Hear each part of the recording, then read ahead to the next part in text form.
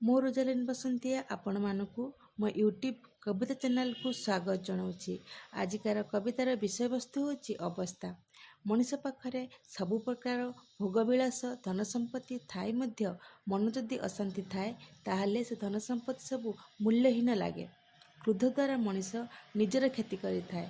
अहंकार द्वारा मनीष निजर रक्त संपर्क ठार दूरे जाए। स्नेह द्वारा खराब संपर्क भी निबिड़ करा जाय पारथाए। जीवनटा एक पानी फटका भली बंधु, केबे ढेउ द्वारा भासी जाए, केबे तरंगरे लीन हो जाए। सबुबले मन रखिबा उचित जे आमर वर्तमान अवस्था आम जीवन रे शेष अवस्था नुहे। केबे भल दिन आसीबो, केबे पुनी दुखर दिन मध्य आसीबो। भल बेले अविवेकी हेबा उचित नुहे, दुखरे प्रियमाण हेबा उचित नुहे। स्वप्न थिले बंधु कठिन परिश्रम बल दिने ना दिने पूरण करा जाय पारथाए। स्वप्न नथिले बंचिबार मूल्य भी किछि न थाए बंधु।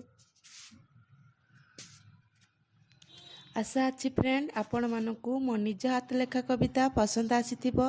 जदि आपण को पसंद आसिला ताहले वीडियो को लाइक शेयर कमेंट करिवे। मो चैनल को सब्सक्राइब कर देबे।